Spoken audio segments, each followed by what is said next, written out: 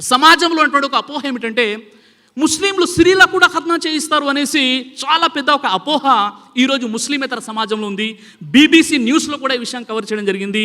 అదేంటంటే ముస్లిం మహిళలకు FGM చేయిస్తారండి.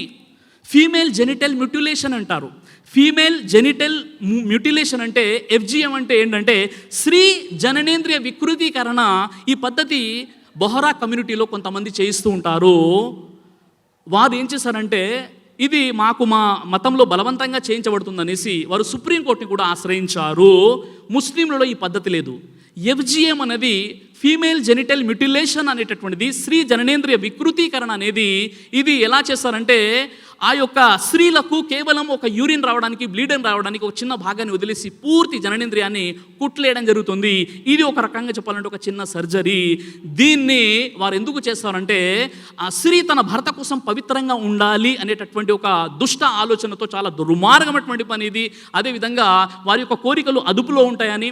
ఇదే పద్ధతిని కొన్ని సంవత్సరాల క్రితం మన భారతదేశంలో స్త్రీల యొక్క శీలాన్ని ఇనుప తాళాలతో బంధించేవారు. మీరు గూగుల్లో అది చూడవచ్చు, ఆ ఇమేజెస్. అదేవిధంగా కొన్ని స్టేడియంస్లో కూడా ఆ యొక్క తాళాలు మీకు కనిపిస్తాయి. ఇవన్నీ దుర్మార్గ పనులు. వీటిని ఇస్లాం పూర్తిగా ఖండిస్తుంది. FGM ఇస్లాంలో లేదు. ప్రవక్త ముహమ్మద్ సల్లల్లాహు అలైహి వసల్లం వారి కాలంలో స్త్రీల కోసం కూడా ఖత్నా ఉండేది, కానీ ఎవరికైతే అవసరం ఉండేదో. వాస్తవంగా చెప్పాలంటే పురుషులకు మేల్ ఆర్గాన్పై ఏదైతే ఎక్స్ట్రా స్కిన్ ఉంటుందో అలాగే కొంతమంది సోదరిమణులకు జననేంద్రియాలపై ఫోర్ స్కిన్ అనేది ఉంటుంది. తద్వారా వారికి వివాహం జరిగినట్లయితే దాంపత్య జీవితంలో, శృంగార జీవితంలో భర్తకు చాలా అసంతృప్తి ఉంటుంది. ఈ విషయమై విడాకుల వరకు వెళ్ళిపోయినటువంటి సంఘటనలు ఉన్నాయి. అబూదావుద్లోని హదీస్ నంబర్ 5271 అల్బానీ గారు సహీగా ఖరారు చేశారు.